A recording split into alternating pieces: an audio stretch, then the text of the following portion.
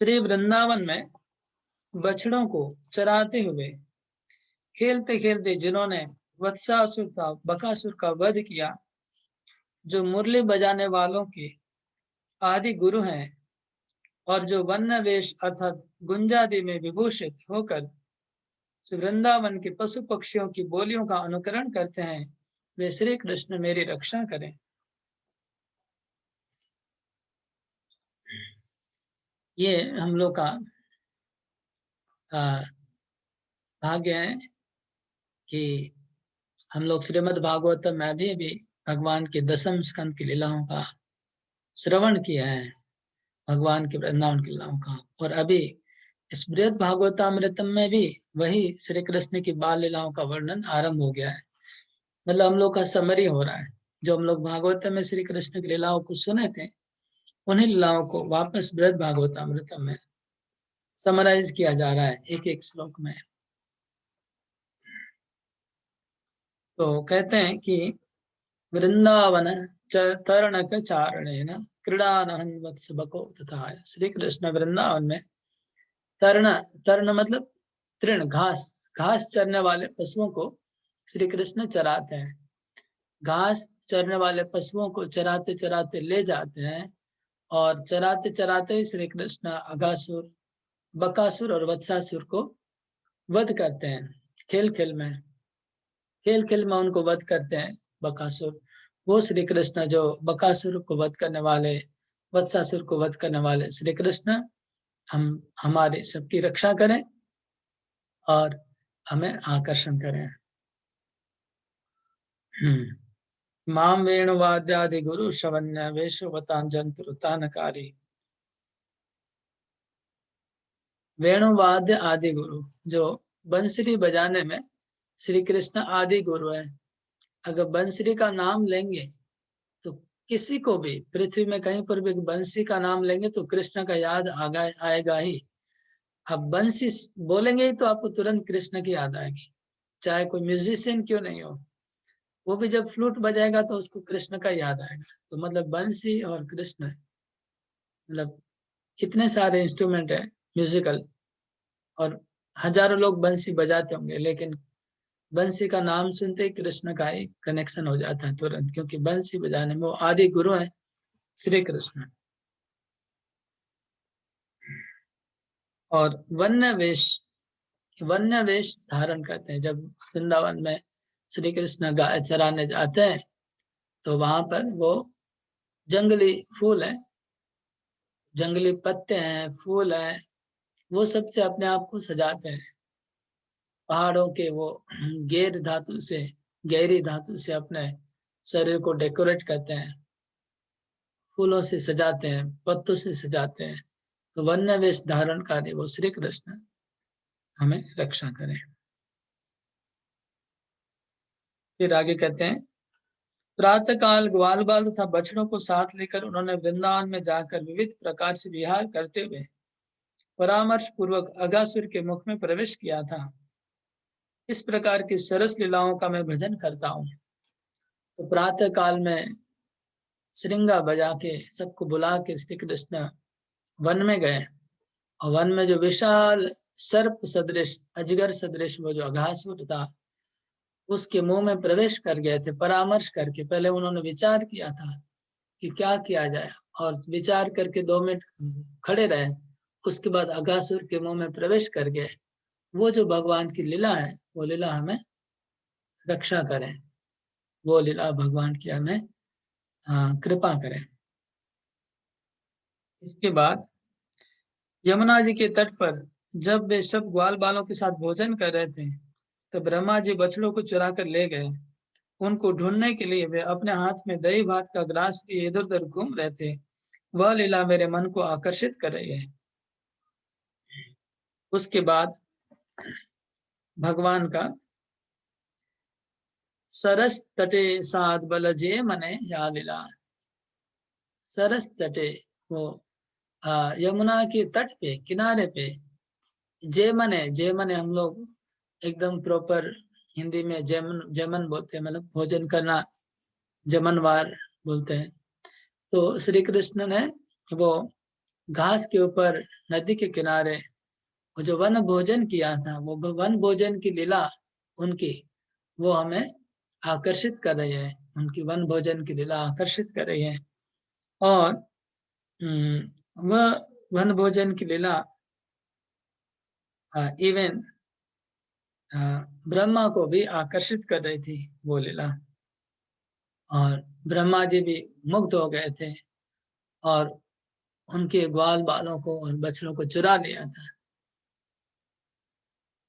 तब भगवान अपने हाथ में दधी और भात का छोटा सा हाथ में ग्रास लिया हुआ है, अभी मुंह में नहीं डाला है, हाथ में रखा हुआ है। उस हाथ में लेते हुए वो जंगल में घूम रहे गायों को ढूंढने के लिए। वो जो दृश्य है, वो जो भगवान की लीला है, वो हमें आकर्षित कर रही है।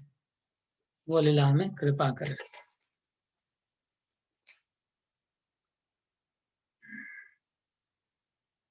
जब ब्रह्मा जी उनकी लीला माधुरी को देखकर मोह को प्राप्त हो गए, तो बताइए उन लीलाओं को कौन वर्णन कर सकता है? क्योंकि कहाँ तो उनका ग्वाल बाल तथा बछड़ों का रूप धारण कर लेना, और कहाँ मुग्ध की तरह उनका अन्वेषण करना।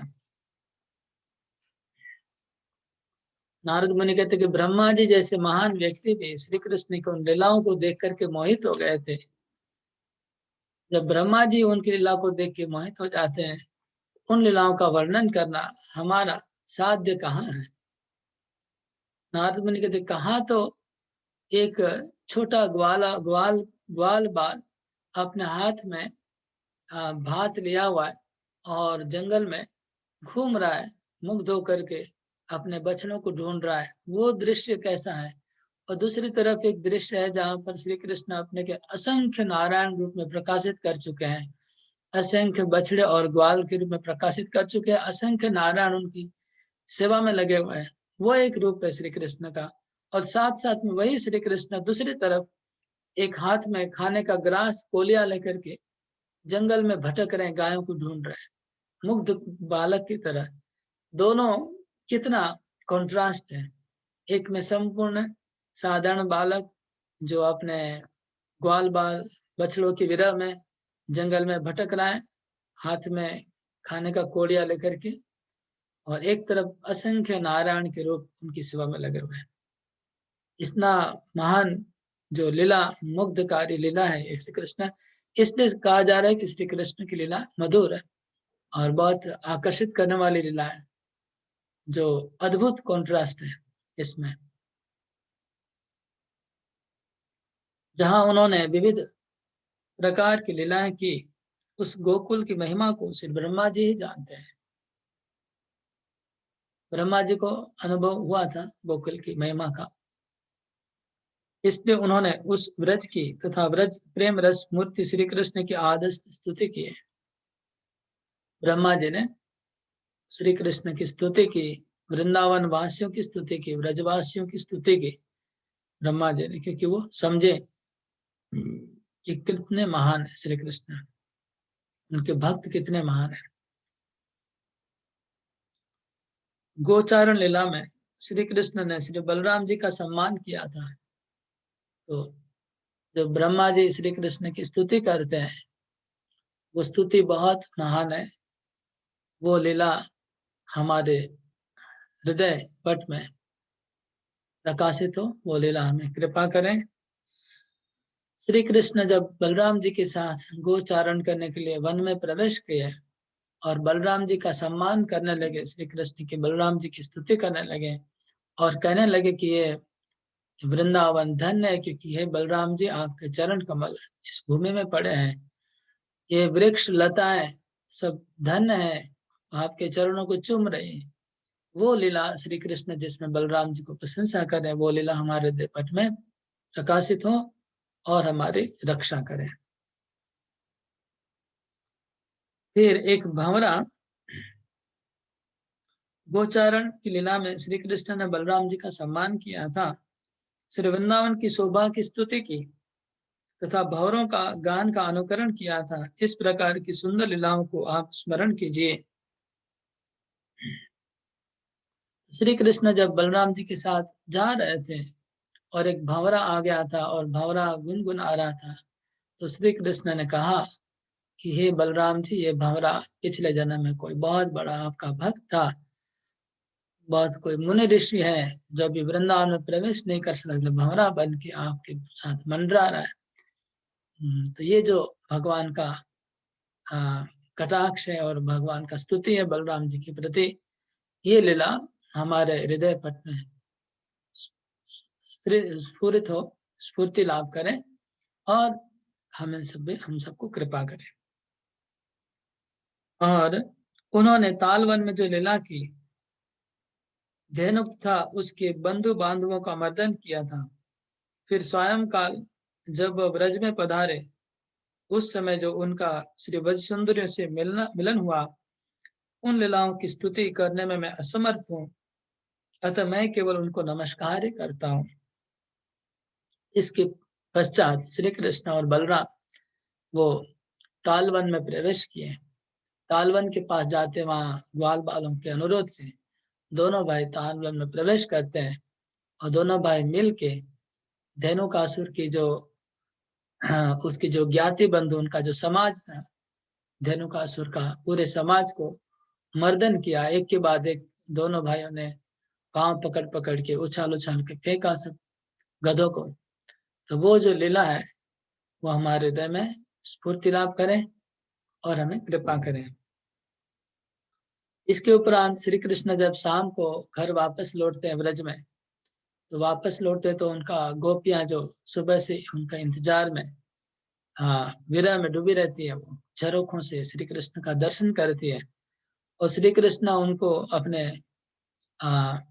आंखों के द्वारा, अपनी दृष्टि के द्वारा उनके प्रति कृपा कटाक्ष करते हैं। तो कृपा कटाक्ष करते करते श्री कृष्ण अपने घर प्रवेश करते हैं और गोपियां भी इधर उधर से श्री कृष्ण के प्रति कटाक्ष करती हैं।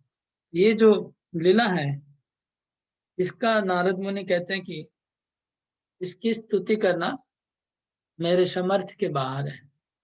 मैं उसका वर्णन नहीं कर पाऊंगा कि वो क्या फीलिंग था गोपियों का कृष्ण के प्रति और कृष्ण के गोपियों के प्रति। वर्णन करना मेरे मेरे सामर्थ्य के बाहर है, लेकिन मैं उसको नमस्कार करता हूँ उस लीला को। कालियदह पर यशोदानंदन श्री कृष्ण ने जो विहार किया, वह लीला हर्ष तथा शोक से मिश्रित है, इसलिए उस लीला को स्मरण करने में मैं असमर्थ हूँ। बताओ फिर किस प्रकार से वर्णन करूं। तो श्री कृष्ण कालियादह में गए और वहां पर मित्रों के साथ खेल रहे थे। खेलते खेलते यमुना में प्रवेश किया। यमुना में जो विहार किया श्री कृष्ण ने कालियादह में, वो अत्यंत सुंदर विहार हुआ। वो उनका विहार है, वो हमारे स्मृति पट पे स्फुरित हो। और उसके बाद जब वो शोक सागर से, विरह के सागर से जो वहां पर दृश्य उत्पन्न हुआ, यहाँ पर यशोदा और नंद महाराज, यशोदा सब सेंसलेस होके यमुना तट पे गिरने लगे, एक के बाद एक सब गिर जा रहे थे और एक शोक का एक माहौल उत्पन्न हो गया था। उसका वर्णन करना नारद मुनि बोलते हमारे सामर्थ्य के बाहर है। वो कैसा शोक छा गया था श्री कृष्ण के विरह में, वो मेरे वर्णन से बाहर है, मेरे सामर्थ्य से बाहर है।